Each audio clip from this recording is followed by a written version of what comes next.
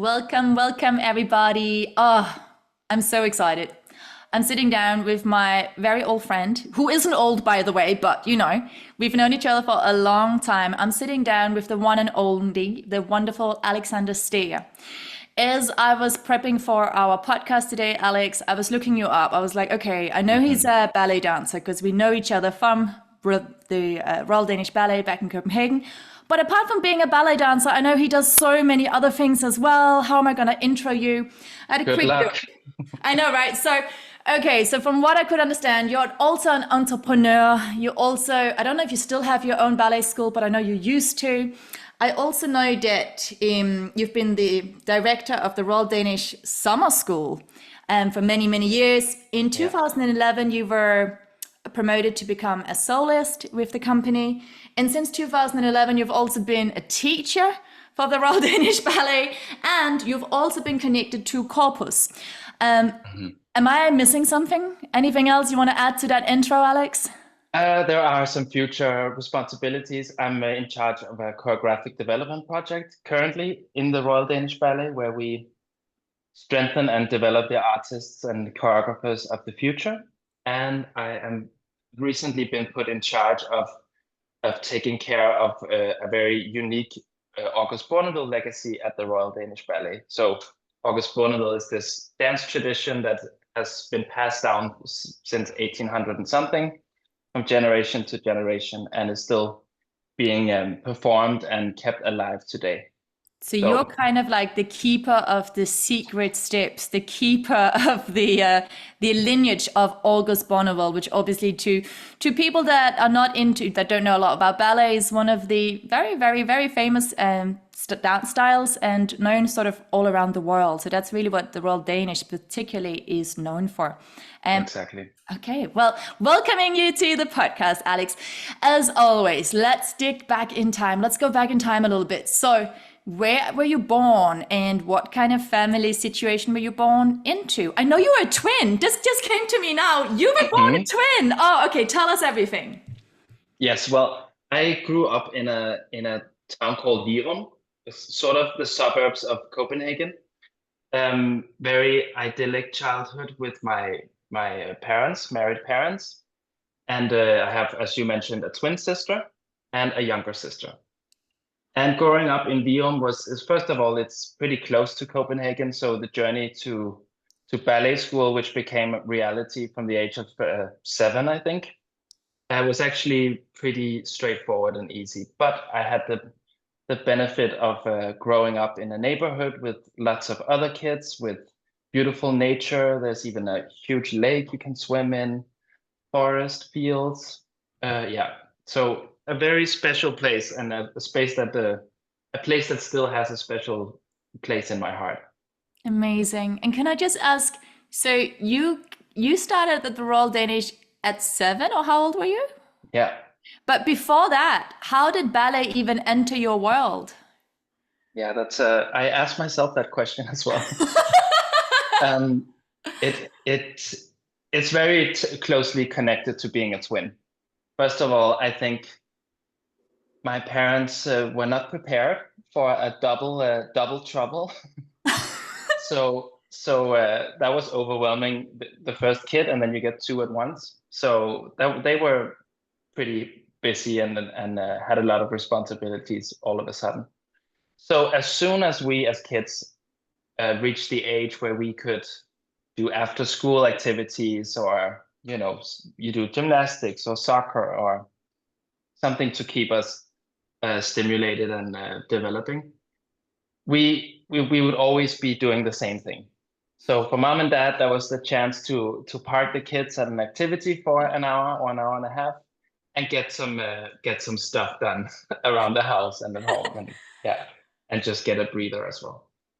So we did a bunch of different activities, and then my twin sister, spurred on by her friends, wanted to try ballet. So naturally, being part of that duo, I was also put in ballet classes. So Oh, my parents were like, you know what, boys can do ballet too. Of course, you're doing ballet once a week with your sister. So I oh, started in a small private ballet school. uh-huh. Actually, the ballet school I have operated myself later, so it's a full circle moment. Oh my God, another full circle. Yeah, it's pretty crazy to think about, and I really liked it. I enjoyed it a lot.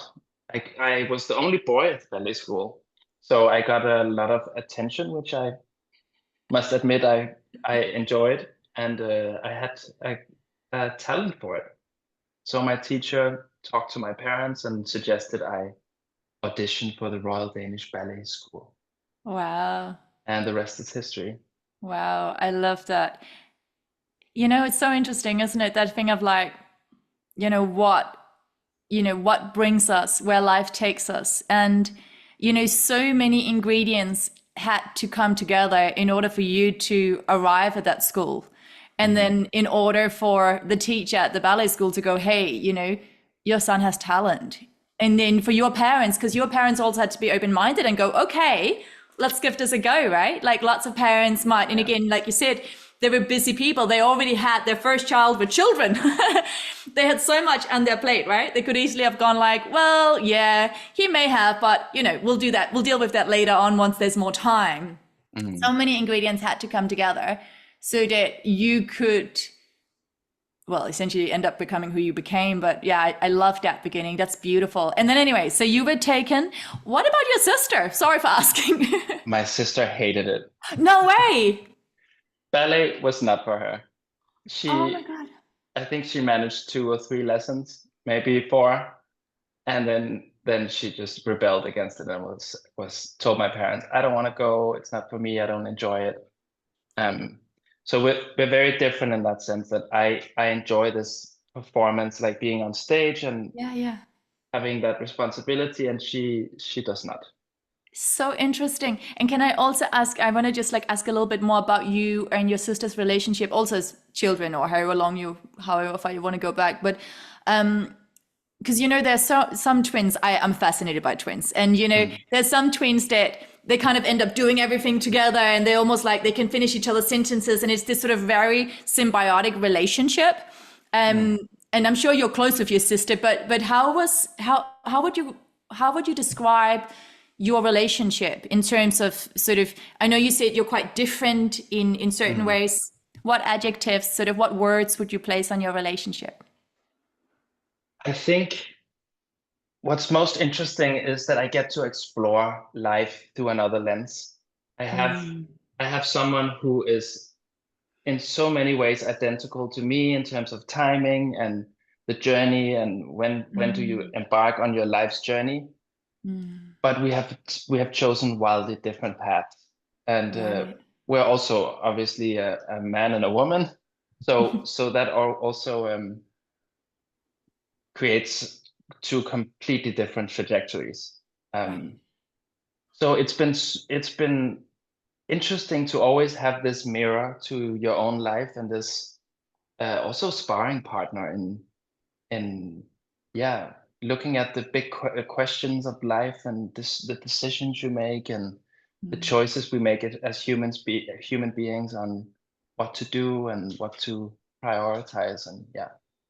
Oh my But I God. think, the reading each other's mind, maybe a bit more when we were younger, but we Mm. are vastly different Yeah. people. So in that sense, we're like any other sibling couple. Of course, absolutely. Because and it's interesting because that's again for listeners out there. So me and Alex, we were in the same school at the Royal Danish Ballet for about I think just under 7 years, something like that. From when we Mm. were, I came in to meet you guys when I was 9. I joined you in fourth grade, and I stayed on just until the beginning of 10th grade. So yeah, around 6.5 years, something like that. But Mhm. when I met you, I do remember you were a twin. But it wasn't that obvious twinness, you know, it wasn't that kind of, oh yeah, Alex is a twin. Whereas some people you meet and they're twins and like not only do they look exact, you know, they look the same, but also they're so similar. And with you, I had to remind myself, hey, Alex is a twin. Like it, yeah, I Mm. get that. So that makes sense. Okay, but back to you. So you got into the Royal Danish at the ripe age of 7. And Yep. how was life for a 7-year-old Alex who all of a sudden was like, oh, now I'm part of this big theater? I thought it was the most magical thing. And I still do, actually. I love that. Yes. 32 years later, I'm still so mesmerized by that world and that environment. Um, it's a very different thing, obviously, today than it was when you were 7. But I remember enjoying the fact that it was a different type of school. We had dance classes every morning. We had much smaller classrooms. I think my first 2 years, we were 4 people in my class. And then once you joined, it was a bigger group. We were around 10 then, yeah, which was a huge group back then. Um, but I remember this just being so fascinated with the element of stepping into these magical worlds, being part of ballets with trolls or fairies or uh, big dramatic death scenes and putting on fancy costumes and living all of these different lives on stage. That is actually what still drives me today. I think it's so rewarding and so um, yeah, it's so stimulating for both my own fantasy, but also for an imagination, but also for it in a way it serves as a therapeutic role that I get to live out big extreme feelings on stage, of course, within a certain framework, but there's something in allowing that space to flourish that's very special to me. Absolutely. I completely understand. And it's, you articulate yourself so beautifully in English. I mean, I know obviously your English was going to be amazing, but I'm just sitting here quite mesmerized by how you are articulating your experience and your love for that place. And it's beautiful because for listeners out there, the Royal Danish Ballet is incredibly special, especially because as a kid, when you join the ballet school as well as the academic school, it's all under one roof. And when I was there with you as kids, at that time we also had, you know, the whole acting division was in there, the opera division was in there, the orchestra was in there. So we were all together in this beautiful old building, and you know the stage was downstairs, and so we grew up really inside that theater. And for me, it's the same. Although I was only there for such few years compared to you, it and I know it's about you today, it's not about me, but I will still say it completely changed the direction of my entire life. Mm. And you know, I always look back onto that time with exactly the same emotions of like magic and love and emotions and expression and freedom and creativity, and especially just that realm, that way of life is possible. Because Mm. obviously, you know, now we're grown-ups, and I know that you still live in this world, which is gorgeous, and I live it in my own way, but I'm also so much, you know, I do a lot of corporates. I work so much with the financial district here in London, and I work so much with people just to sort of remind them that magic is possible and that feelings are your healing and all of that. But yeah, just to hear you and for you to put it into words in such a way that is so similar to how I experienced it. It's just really, Mm. really special. So it's really gorgeous to hear. Okay, well let's jump forward in time, because otherwise you and I can sit and reminisce all day about this.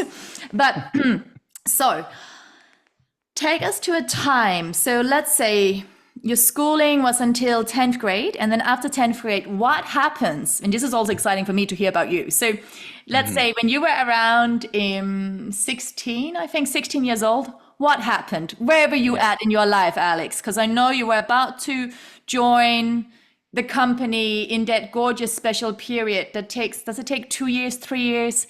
What is, Today, 3 years, but okay, 2 years back then. Yeah. okay. So, well, first of all, um, going through the ballet school, there's also an annual examination process where some students don't pass the exam and have to leave the ballet school and Hmm. return to normal life, quote unquote, Right. um, which is an intense part of an upbringing, both for the people that have to leave and leave that dream behind, at least within a Royal Danish theatre setting.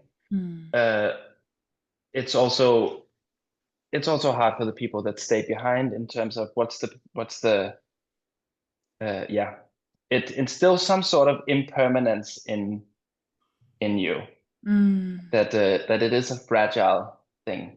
And yes, I think that's what I wanted to say about that. But then at the age of 16, I passed my last school exam and became an apprentice. And an apprentice is an intense 2 years where you put the academics aside. Today they get an academic degree as well, Oh, which well is a done. huge plus. Oh, wow. But back then we just were implemented more in the adult group of dancers, so the company as we call it. And 2 years of intense training, following rehearsals, learning a lot of different parts. We were understudies, or I think you call it swings maybe in the Yeah. UK, Yeah. where you're expected to know more or less every role and can be put on at a moment's notice. So it's a really intense period, but also the time when you get a taste of real ballet dancer life. And at the same time, I was a teenager. I still had my twin sister to part of my journey, to reflect my journey. And she reached the time of going out and going to parties and, a more traditional young person's teenage life. And I remember feeling a bit torn about that. There's a lot of training. We work on Saturdays, a lot of performances in the evening. So my space for exploring this wild teenage life was a bit more limited. And it did come to a point where I had to make a big decision. I felt very drawn to having that experience outside. So I came close to actually quitting 1 year. And how old were you? That was right before the apprentice years. Oh, wow. So kind of just when I left almost. Yeah. Like 16, 17. Yeah. Okay. I was considering if this was the right path for me, and I had to think long and hard about it and decided to stick around. Yes. And I think once that decision had fallen into place, I've never looked back, and I've grown to love my art form and my way of working in ways I could not have foreseen. Which is So absolutely, oh, it's so beautiful. It's so wonderful to hear. And then I also think, you know, just quickly tapping into what you were mentioning again for listeners out there. So yes, it's true what Alex said. And actually not just throughout the ballet school, that each year we had the ballet exam, because then even when you get into the company as an apprentice, still throughout those first 3 years, well, now 3 years, back then 2 years, you still have to pass an exam, right? And then even once you get into the company, there's still, is it after those first 3 years of apprenticeship that you can get your sort of more formal contract that gives you a bit of a lifeline? I don't know how long that one is for, but it's more to share that thing that, in a way, like you said, so even just again reflecting back to something that everyone can relate to, the fragility of life, the fact that we're here for such a short moment. And I think being in that space and knowing that nothing was ever given, and as much as it's really harsh, like so brutal on one hand, right? It's like you every day you have this pressure of like not just your own pressure to want to do the best and be the best, but also the reality that yes, this can be taken away at any time, and it's not to be brutal, but that is just how life is. And maybe in a way, maybe it makes you appreciate life and also that space even it more. definitely reminds you that you shouldn't take it for granted, and of course you have days when you've done your 30 something nutcracker and you're just fed up with performance after performance after performance. But and especially in the later years, I suddenly caught myself walking off stage and thinking, what happened in there? Did I enjoy myself? Did I appreciate the moment? And I have made it a really conscious effort to be more present, Right. because it is something that is very special and magical to me, and it deserves to be honored and to be appreciate it Yes. No, I really get while that. it's there. No, but that's it. And it kind of, this line came to me, which was, like, can we live our life in ceremony? And ceremony meaning, can we honor everything we're given? And I think, especially obviously being at the Royal Danish Ballet, and the container and the guidance, but also the rules that you sign up for when you choose to be part of it, right? Because that's a choice. We can always choose differently, right? But when we choose to be there, that's what we've signed up for. And I think in many ways, because it's like, yes, as we both know, I left when I was very young, but I chose to be self-employed my entire life. I didn't have to choose that, right? But I chose it. And in so many ways, it kept me extremely alive because, again, I could have chosen to go in and be part of whatever, a gorgeous office, I don't know, this or that, but another institution, right? And in a way, because the way that I choose to live life, like every day I have to choose life, and every day I have to choose to move forward, because nothing is a given. Everything, not just does it life change all the time, but also in terms of how I make an income. And for me, it's always kept me very alive. Like, I've never really seen it as pressure, which is interesting, because a lot of other people would look at my lifestyle or your lifestyle and go, whoa, how can you live with Yeah. such a level of uncertainty, And for me, it's like I thrive in the chaos of the unknown. But when you think about it, it's uncertainty is part of life, It's and it's maybe more visible in some fields. And of course, as a freelancer, you live from job to job, and as a ballet dancer, you realize that you could get an injury like that, and suddenly your whole way of life is taken away from you. So, but it could also be you can be struck with illness or other things, and in also in regular jobs, again, quote unquote, and you never really know what life has in store for you. And I love that so much, and it's so true. And that was the conclusion I came to as well, because some people would go like, oh, Josie, you're good at this thing. Why don't you come and join us? And exactly, they were offering, in inverted commas, like security, job security. And what I thought, I was like, but nothing is in life is ever secured. And so I would rather do something that makes me feel alive. And then yes, I need to always be on the move. But that's all right. And I think, like you said, exactly, the way you're living, the way I'm living is just highlighting the inevitable, which is change. And it's inevitable for all of us as human beings. It's just that we love we love to live in the illusion that, well, I've got the security of this job, or I have the security of my relationship, or now I'm married, or whatever it is, right? Like now life is set in stone, and then life comes and takes away your partner to cancer, or, like, sorry for the drama, but like that is life. Yeah. Anything else is kind of like an illusion. But anyway, let's go back to you. So jumping back into the life of Alexander. So you were going through not a dark night of a soul, but definitely a night at the ripe age of 16, 17, where you were going, is this truly what I want? Yeah. And then once you committed, once you were like, no, I do want this. Yeah. Like you said, things started, I guess, in your mind mentally started to sort of open up and really walk into that space. So take us into, let's take a little pivot point. Let's go into, so 2011, Yes. you became a soloist, and you also became a teacher, because I saw they were in the same year, which is very cool. So talk us through some of those moments. Did you know it was going to happen? Actually, no. I realized that I was getting opportunities, and I was doing exciting parts on stage and a few main roles, but so were a bunch of other people around me. Yeah. So it really caught me off guard. And of course, I was extremely happy, but I could barely believe it. Oh my God. It was one morning where the director at the time, Nikolai Hübbe, comes into our morning class. We have a class every morning. We call it a class, a morning training session of ballet.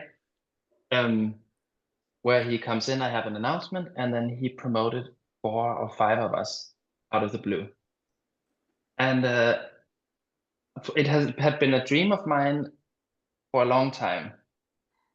But again, with this uncertainty, and you never really know. And I had found peace in myself with the fact that maybe that's not in the cards for me. But I got lucky. I worked hard for it as well, and yeah, that was a tremendous achievement and an extremely happy moment for me. I absolutely love that. And especially, again, for listeners out there, so you know, for those of you watching the video, you will absolutely be able to see it instead. You know, Alex, you don't, the one thing you don't come across as is arrogant or as sort of like, you know, super self-centered or anything like that. And so it's just with so much humbleness. I don't know if you say that, but just this Humility. Humility. Yeah, humility. Just this beautiful kind of like, wow, me. Like and you know, especially like it's great to have confidence. Confidence is good, but not arrogance. And it's like it's just so beautiful. I can just see you inside of one of those, like, you know, I don't know, New Sale or something like that, one of those studios at the bar, and I can literally I can imagine your facial expressions. I can imagine like the atmosphere in the studio that morning, and it makes my heart so happy to hear that you received this. You know, you received this promotion, because it is just so well deserved, not just because of what you were able to do and achieve with your body and all of that, but for you as a person. So it's really special for me to sort of relive it with you as you're talking about it. So that's I amazing. appreciate you saying that. Yeah. Absolutely wonderful. I think my face just dropped and being like in total disbelief. I'm like, wait, what just happened? Oh, wait, how does this feel? Wait, what is this real? Yeah. Oh, I love that. And you know, and it's so, I can see it shining through. I mean, even now, and this is so many years onwards, which is so wonderful, because you know, there are moments of achievements that we have in life where, you know, we work so hard for it, and then finally we get it, and sometimes the feeling can feel empty, it can feel alone on top of a mountain, right? But this is something where it's like, oh, this was so, you know, I'm so happy it happened for you, because I can see you're still enjoying the experience of talking about it. So amazing. And same year, teacher for the Royal Danish Ballet. And how did that come about? Yeah, I think I am. So I became part of the Royal Danish Ballet. I got my first contract in 2004. And obviously, this love of ballet developed, and of the institution there. But alongside of that, that sort of expanded into a love of the Royal Theatre more broadly, and the many different departments working there, and other art forms, and all the different processes that go on behind the curtain. So I very quickly had this like burning curiosity to understand more, and got involved with all kinds of extra projects. I've gone to schools all around Denmark to talk about ballet, and put together a program like explaining what ballet is for kids, and more administrative work. And then as part of that exploration, I was also asked to teach at the ballet school first, and later at the company for a while. So I think all of these extra jobs have always been part of me. There's like a really deeply anchored curiosity and desire to grow and learn. I hope I'll never lose. I'm sure you won't. No. So far, Alex. so good. I mean, Alex, you know what? Honestly, it's like, you know, this is who you are. Like, it's kind of interesting, because my fiance is from America, and you know, we're talking about maybe spending some more time in the US and all of this. And my fear that popped up was like, oh, but what if, you know, what if I won't, you know, what if I won't be able to like connect with lots of people and have lots of movement? And then I was like, well, of course I will, because it's who I am. So it's like, you can't just, you know, you're not going to be like, we're changing all the time, yes. But like, if you are a curious person, you will always be a curious person. You know, if you're a passionate person, you might lose a little passion if you're going through a challenging time in your life, but like passion is who you are, you know. So of course you will always continue that. And I think it also, but it does come, I gotta say, it does come with some difficult transitional moments of like, I feel I've already lived 5 different lives at the Royal Theatre, and you learn something, you have to let some things go in order to make room for something else. So there is also a death and a mourning process in all of these opportunities and in the growth mindset and the learning mindset. So it's not all fun and games. It's not just about acquiring skills and knowledge. It is also about saying goodbye to things. It's also Mm. about really feeling what drives you forward and what gives you energy and purpose. 100%. And it's actually really interesting because I don't know if you're into astrology. And again, for listeners out there, if you are not, if we just look at astrology as an archetype, so you're Pisces, as you know, and Pisces are a very karmic sign. They are represented by the number 8 as well. And it's all about endings and beginnings. It's all about what are we ready to close to create the space for the new. So it's like that figure 8, right? And so what you're just saying is just so archetypical for you. And also another thing about Pisces is always that thing of, you go deep. You go deep into the understanding of the systems that surrounds you. So the fact that you were like, yes, I was in the organism, the macroorganism of the Royal Danish, but I didn't stay just in my one division. I started to research into the other compartments, right? They're like, again, archetypical of being a Pisces. So for me, I just want to sit here and be like, yeah, you're on point astrologically. No, but that is true. And if I can ask, what are some of the challenges that you personally have been, it doesn't have to be about a specific challenge, but maybe what is the feeling that's been the most challenging in terms of the letting go at times for you? Well, I am in one of those processes right now because I'm embarking on my last year as a ballet dancer. This has been my identity for 32 years, and we have state rules here in Denmark that say that at the age of 40, you can no longer be a ballet dancer. Oh, So I have to quickly ask, is that actually a state rule? yeah, it's something about pay scale and how many No way, years you can really? work as a, Oh, yeah, yeah. okay, fine. So I'm it's just, very anchored in in a system. okay. So I of course am in that process of saying goodbye to the active stage life.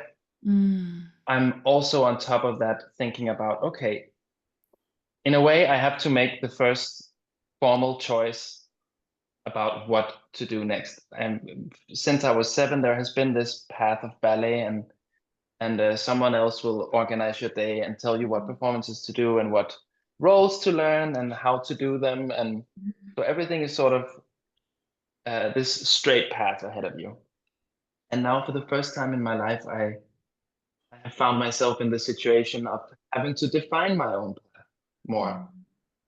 And as I mentioned, I'm a bit unique in the sense that I have done so many things in the past and still do. But I've also been through a process of closing things down and really thinking about not what I'm good at, but actually what ignites my fire and what drives me as a human. Um, and that's I'm really happy that things seem to be falling into place and that my future looks like something that nourishes me and really speaks to the talent and the interest that I have. But it has been a difficult journey to unravel all of that.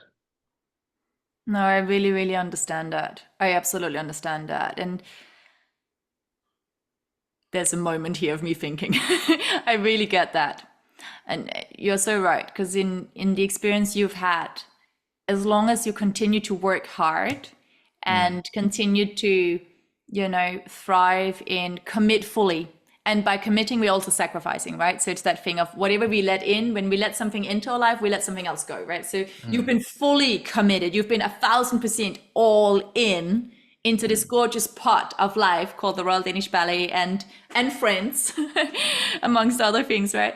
And now you're here on this other, and also for listeners out there, we are now in September, and you will turn 40 next year in February, is it? March 1st. March 1st. Okay, so there's still a while, but obviously considering that you've had your entire life there. In fact, you've been there since you were 7 years old.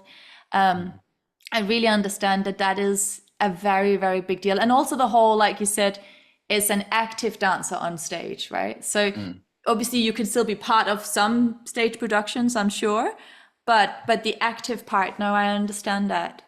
Absolutely. Yeah. What has been one of the, how have you been able to cope with that? What have you been I doing? think it's also about discovering, as you say, like there's only room for so much in a life, and with all the work elements that I've prioritized in my 30s and even 20s, I also see what the sacrifices have been. And I am embarking on a part of my life where I want to make more room for my social life. I want to make more room for my private life and for hobbies. Imagine having a hobby. um, yeah. So that's definitely also a thing, and more free time in general to enjoy life and enjoy nature and recharge more. I am older and I need to recharge a bit longer than I did when I was in my 20s. I love this. I love this, Alex. So can I ask you, tell us about three moments in your life that you feel really proud of. Three moments, three memories that you feel really proud of. Obviously, you already shared the 2011 becoming a soloist. Yes, that's one of them for sure. I am I've actually just had an experience that I'm super proud of. I staged my first ballet. Oh my God. Yeah. And that's completely new territory. Of course, I've worked with dancers and artists before, but being in charge of a full work of art on stage and making sure to teach the steps and motivate and convey the story and yeah. So and that premiered on a week ago on Saturday. And Congratulations. it has been the most rewarding experience and actually surprised me how much I enjoyed it. It really connected me with a new sense of meaningfulness, and I thought I did a pretty good job and gave me a ton of energy. And it's also been well received. Of course, that's not always a given, but yeah, that has really um, opened my eyes to another path, perhaps, or something that I would love to see if I can incorporate in my new post dancer life. I love that, and I especially love it because I saw you this summer, right? And I remember you were saying you were like, "I'm about to do this thing, and I've Mm, never done this thing before," mm. and and you're like, "But I'm sure I'll work it out somehow." There was some like you said something along those lines, which I love, and even And that I thought was hilarious because like as kids, like I've always had that attitude as well. I was just like, "Well, I'll somehow work it out." But it's so beautiful to be on the other side of it now, and now hearing that you're actually sharing this as one of your proudest moments. So that's just so beautiful. I'm so happy for you. Amazing. yeah, and of course, it's an existing work that I had to stage, but then of course I can't just take on that part or challenge. So I had to create two new scenes that I've created myself, and yeah, I had moments thinking, "Why, Alex? Like, there's no reason for that." Well, there's an artistic reason, but it's also a gamble when it's your first production. But yeah, but somehow that's also typical of me to be like, okay, I can do it, but can I do it even more Right, or even better? Yeah. right. And I loved it. And I loved it because this just that there was a glimpse of of another personality side of you coming through there where you said, okay, why Alex? Like why take the gamble? Why do it in a way that there is a risk? Whereas this is my first production. This is the first time of me staging this whole thing. I could just do it the way that, others have done before and we know that it's kind of work. And the fact that you chose the path less traveled. Mm. I love that. And again, just because it shows how much you know yourself, understanding that not only that, okay, you're good at what you do, even if it's something new, you still have confidence that you're going to do, a reasonably good job, but it also shows that for your own personal fulfillment, like Mm. at this point in your life, you have to do it in a way that deeply inspires you personally. Yeah. And again, that just reflects so much on you. I've certainly learned that I need to, when I feel that creative fire, or when I feel that deep sense of, okay, I must do this, that I have to listen to it and follow it, because that is what feeds me, and that is what makes me wake up with a giant smile on my face every morning, and and handle the tasks and challenges of the day in the best way. That's really my battery.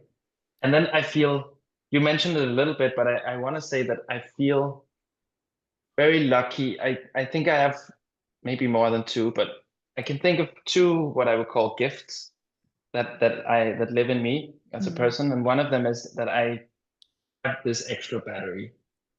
I have a capacity that's pretty intense. I very rarely get burnt out, and I can usually always find that extra energy that I need. And then the other side is what you mentioned is I like calling it like a naive optimism. This thing of like, Love that. yeah, I have no idea how to do that, but yeah, I can probably figure out how to do that. Right. And then that's all I need, because then it's just a process of like identifying the steps and then doing them one by one, and then we'll get there. And yeah, the flip side of that is sometimes I'm a bit of a time optimist. So something that I think does not take so long suddenly is like 10 times as comprehensive. And yeah, but then I lean on my battery, my extra battery, to get it done anyways. Absolutely love it, Alex. That sounds amazing. So good. And I love this extra battery. And it's funny because, and again, this is another similarity between us because I have so much energy. But it's also, and for listeners out there, if you're sitting there in your life and you're like, oh, okay, good for you guys, but I have like zero energy. I think what energizes you is what inspires you. And so when you're living your life, and that doesn't mean, listen, like, we're all human beings, right? So Alex, obviously you have lots of moments as well where it's like, okay, come on, let's go do this thing, right? Even if you choose to live your life involved with projects, people, places, experiences that actually energizes you, but still overall, when you're choosing to engage with things that inspires you, like you talked about your passion or your sense of like, igniting your flame, right? It's like when you have that and you do that, it's like, even if at times, of course, there's challenges, etc., or even at times you're like, oh God, time management. It's like, God, I thought we could do this in 2 hours, and now we're in hour 10, and whoa, but here we go, right? But whereas you could do something that maybe on paper looks amazing, and maybe it was only 2 hours, but you're literally burned out because it is so, I think it's all about alignment. You're so out of alignment with what you actually came to this planet to do. And I'm not talking about in a spiritual sense, but just in a sense of what makes you feel alive.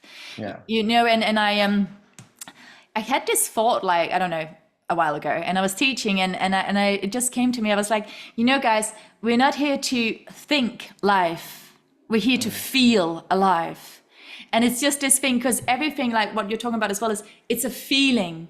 It comes from an inner feeling, right? Like your body feels it, and you can't fake it. If you're not feeling it, you're not feeling it. It's like a relationship, right? Whatever it is, like. But we're not here so we can use the brain, and we can use the brain and use the brain, work things out, so to try and create an everyday that feels as inspiring to you as possible. But it has to be in alignment with that inner fire. So it's the same thing that you're like, I have this extra battery. I've never thought about it like that, but that's a really good way of saying it, because You're so right. yeah. You're so right. And yeah, and yes, of course, I'm not fueled by joy and creativity and humor all the time, or Yeah. whatever it may be. There are definitely also moments where you hunker down and it's pure duty and discipline and dry getting shit done. Sorry Yeah. for the language. Fine. But I think, yeah, what you say makes me think that beneath all of that, and beneath the energies of different days, I feel there is a purpose that's guiding me like a beacon, that whether it's driven, whether I'm going there from a joyous place or through duty, it helps me that I'm so strongly tethered to that beacon and that passion. Right. And that's it. And the passion and the fire, that's all the emotions. It's not just the joy and the this and the that. It's also it's allowing oneself to feel, right? So there's times where, again, because life is life. So you might be for a living doing something that is fully in alignment with you, but then you're going through a personal, like you, like, okay, what am I gonna do next year? That's a really challenging place to be in. So then that feeling of fear and doubt and who am I and whatever else, like all of those emotions, but they're still fueling your fire. So as long as you're allowing yourself to feel it, right? Then that will still, then when you're feeling, you're still in movement. And when you're in movement, there's change. And then you're in a good spot, even if it feels super uneasy at times. So I love that thing about the extra battery. And actually, that's not a bad thing, or it's not too much. It's just, like, I loved it. You're like, this is what I'm proud of. I love my extra battery. And I'm actually, sorry, listeners out there for making it about me and Alex, but hey, I'm going to use that myself. I'm going to be like, I love my extra battery. I love my extra fire. Did you have one more? Another One third more moment? proud memory. A proud memory. Can be anything.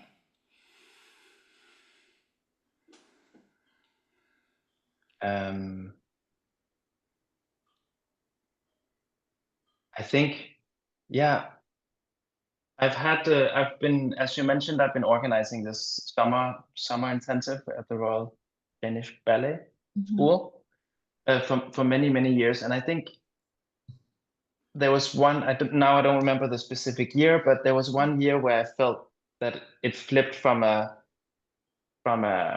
small initiative into something that was that got extremely popular and that had become a super well organized machine and like established as an important initiative both in Denmark but also internationally in the ballet Globally, world. right?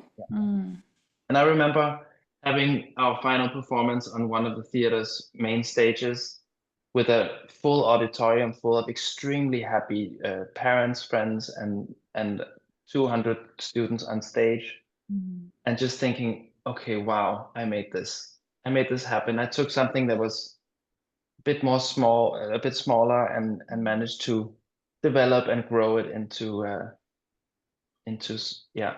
into what it became. I love I'm that. extremely proud of that as well. And actually, if I can mention a fourth thing, Oh, please I'm really do. proud.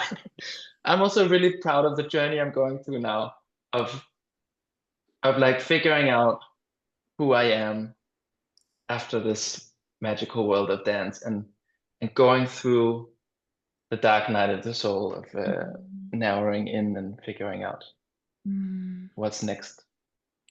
It's so beautiful. When you said that, I just saw you walking in this dark tunnel, and then I saw your skin. Sorry, it's a bit gross, but work with me, guys. I saw your skin almost like a snake. You know, the snake has to release its skin for this new thing, this new being, and it is like it is an outgrowing of your old skin, right? And like you said, it is a death, and we are cyclical beings. We live in cycles. And again, we love to live in the illusion that we don't live in cycles and that death doesn't exist, right? And we hold on to what we love dearly. We meet another person, we're like, oh, you're so nice, don't ever leave, right? And we all know that the more we cling, the more that cling gets suffocating for ourselves and for everyone else. And so it is this big release, and it is so exciting to see.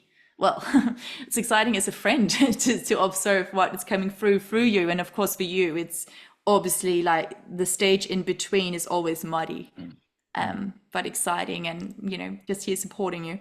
I want to say something also to the people listening, because I definitely feel like a lot of things are aligning for me now, and a lot of I'm starting to reap the fruits of things I started years ago, and never knowing that would happen. So I'm in an extremely positive and optimistic place about my future path. But I just also want to say that was not the case 6 months ago. Like that 6 months ago, I was almost stuck in what you said about being stuck between your thinking mind and your feeling heart or body or stomach or Yeah. wherever you feel. Mhm. And having to come to terms with I can't think out.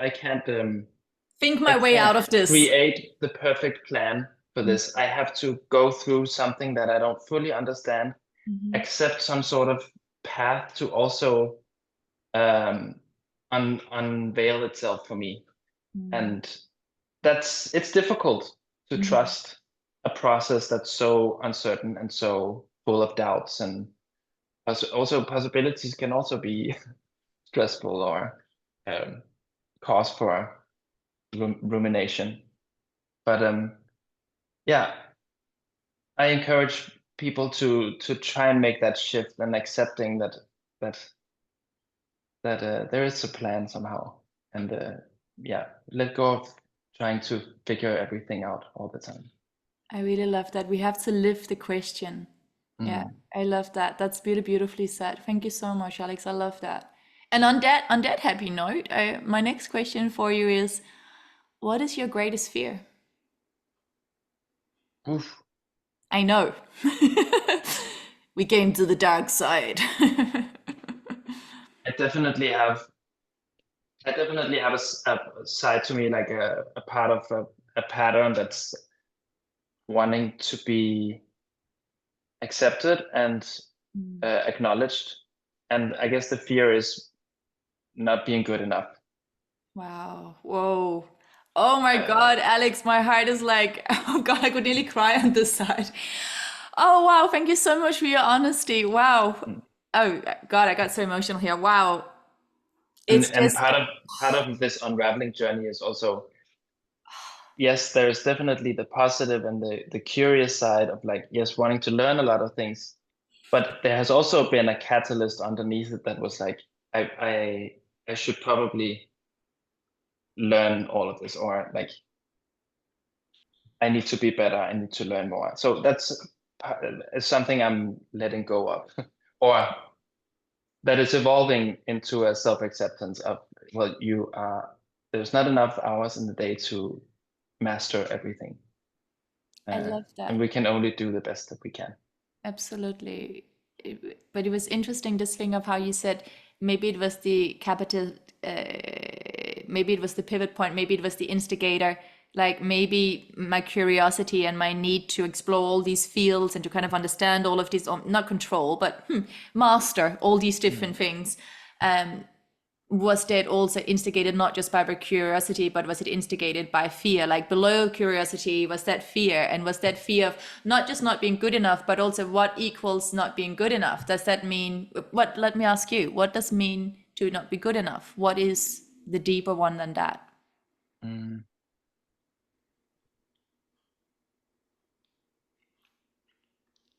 I guess underneath that is like being rejected as the person I am somehow. Yeah. Um, yeah.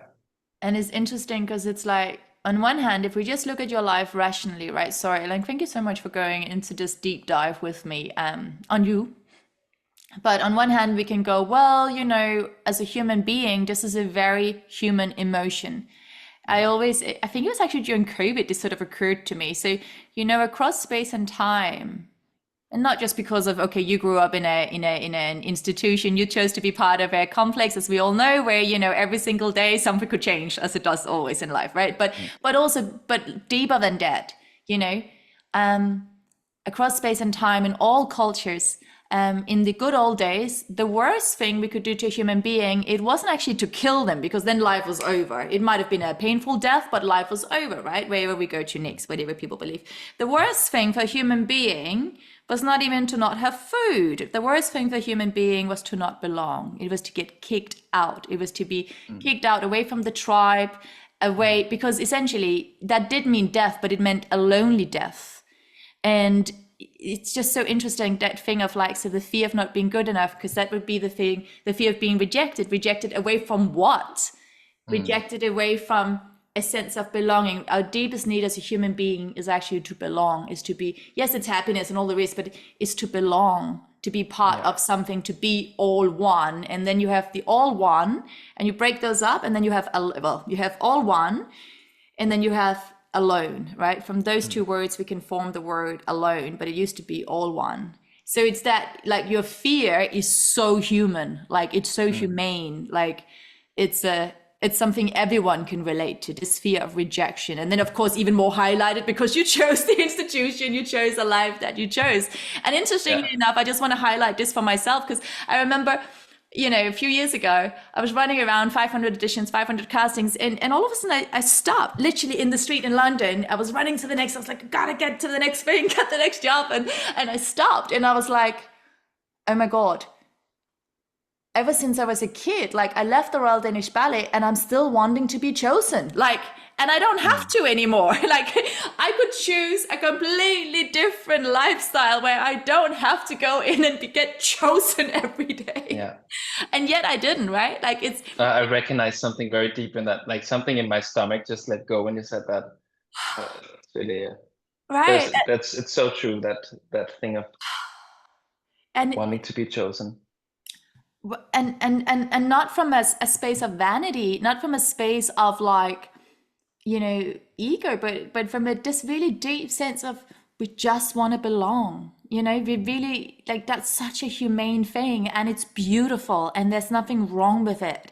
We just want to belong. And then that thing of, you know, can we choose to choose ourselves? Can we choose to, I mean, you know, my latest book is called Fall in Love with You, right? Can we choose can I choose, let's make it super personal. Can I choose to no longer reject part of me? So I'm lovable, or I'm good, or I'm nice when I achieve XYZ, or when I express certain parts of myself and I suppress other parts of myself, right? Can I choose to decide, to try, to make with my intention, to make peace with all aspects of me? And it sounds like a similar experience for you, right? You know, can we, you know, so that thing of going back to the original question, which was, what is your greatest fear? Then we had a moment. Let's take a breath. Shake it off. Alex, I have one more question. I actually have two more questions for you. Do you have another 5 minutes? Yes. You okay? You're not in a rush? I do have some plans, but 5 more minutes is 5 more minutes? fine. Okay. Amazing. I'm going to ask you, so from your greatest fear, let's jump into your greatest joy. So Alex, what is bringing you great joy in your life at this moment in time?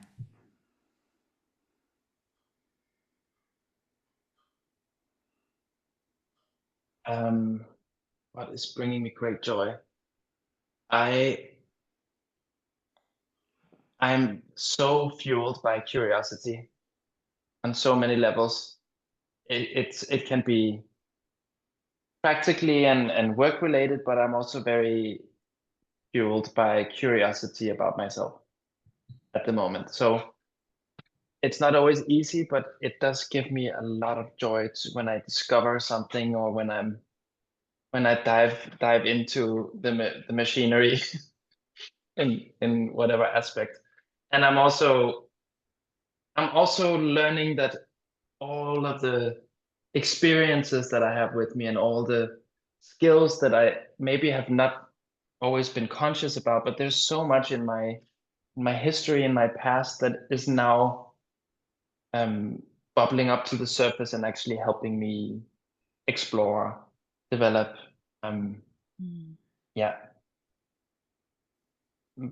move forward. So that brings me a lot of joy and comfort.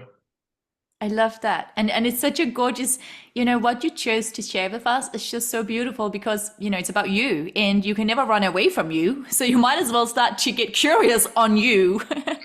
I really love that. And it's also, it's not some external factor. Again, it's not something that can be taken away from you. Like what you chose is something that's bringing you great joy, something that is always with you, because, you know, it is you. So I think that's a really potent one. Finally, I always ask people this, and I'm so curious to what you're going to share with us. Oh, wait, one more thing that brings me joy. Always, please, yes. People. I love relations. I love connecting with other people. I love being part of a community. So I guess it's also the flip side to the fear question from before, but I get so much energy and joy from getting to know other people and feeling connected. Yeah, there's also curiosity about other people. I love that. Let's just throw that one in there. Let's pop it in there. And also, and I hope you will like this one, just in terms of all the questions, because you have a really incredible mind, and a mind that questions a lot of things. And like you said, this thing of, well, it's wonderful to have lots of opportunity in one's life, but on the other hand, it also means, well, now there's more pressure to choose the right choice. Like, what is the right, in inverted commas, choice, right? And I often sort of dabble with the same thing within myself, because I can see the opportunities and the paths in so many different directions, and it can absolutely feel very overwhelming. Hence why you and I came to conclusion of, like, let's lift the question, right? It's a physical experience, drop out of the head, drop into the body. What does the body say? And let's follow that step by step. Even if we can't figure out the path mentally, let's feel our way, like, let's dance our way through it, right? But something else that came to me the other day, which is, across, in the sacred scriptures, we always have the wisdom, the knowing that says, oh, you have all the answers inside yourself. Well, that's all well and good. And then something else came to me, which is we have to acknowledge, because everything in life has an up and a down, a black and a white, yin yang. That your Pisces, you have your two fishes. It's not just one fish, right? There's two, funnily enough, like Polarity, yeah. right? Polarity. That's the polarity. So what we have to acknowledge when we say we hold all the answers, we must embrace and accept the fact and acknowledge the fact that we also hold all the questions inside of. We hold both, and to honor the fact that we sit with both. That having all the questions is actually not a negative thing. It's only negative if we attach that story that, fuck, I've got too many questions in my head, right? Well, I have the question, that means I will hold the answer. If I didn't have the question, I wouldn't be able to hold the answer. One cannot exist without the other. So just that thing of, for me, that helped me to actually make friends with my mind, to make friends with the fact that, oh God, there's a lot of questions in my head right now, right? Yeah, but without the question, the answer can't arrive. The opportunity for an answer can't arrive. If I don't have the question, there's no change, there's no movement.